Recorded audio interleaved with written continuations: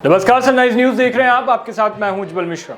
विश्व बैंक ने बेहद गरीब लोगों की लिस्ट में शामिल करने का अब अपना फॉर्मूला बदल दिया है।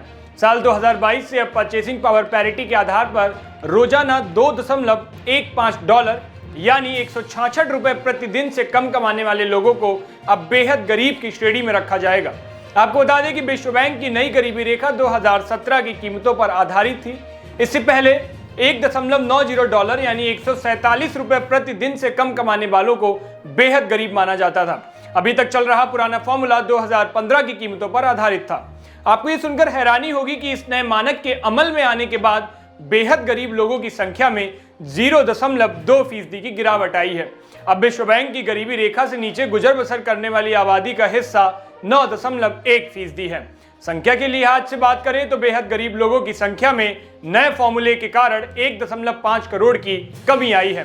हालांकि इस कमी के बाद भी अभी दुनिया में बेहद गरीब लोगों की आबादी 68 करोड़ है। इसका मतलब यह हुआ कि 68 करोड़ लोगों की रोजाना आमदनी 166 रुपए से कम है। विश्व बैंक ने बताया कि बेहद गरीब लोगों की कुल संख्या में कमी आने का मुख्य कारण गरीबी अफ्रीकी देशों की परचेस पावर में सुधार आना है। पुराने फॉर्मूले के हिसाब से दुनिया के कुल बेहद गरीब लोगों का 62% अफ्रीकी देशों में निवास करता था। नए फॉर्मूले के मुताबिक इन देशों का हिस्सा कम होकर 58% पर आ गया है। हालांकि अभी भी दुनिया की सबसे ज्यादा गरीब आदमी इन्हीं देशों में निवास करती है। विश्व बैंक ने अपनी एक रिपोर्ट में बताया भी है कि सब सहारन अफ्रीका में महंगाई में 40% हिस्सा फूड कंपोनेंट का है। चूंकि इन देशों में फूड इन्फ्लेशन सिर्फ नाम मात्र का है, इसलिए इनकी परचेस पावर अब सुधरी है। वहीं अगर हम भारत की बात करें तो भारत में पिछले कुछ सालों में गरीबों की संख्या में अब कमी आई है।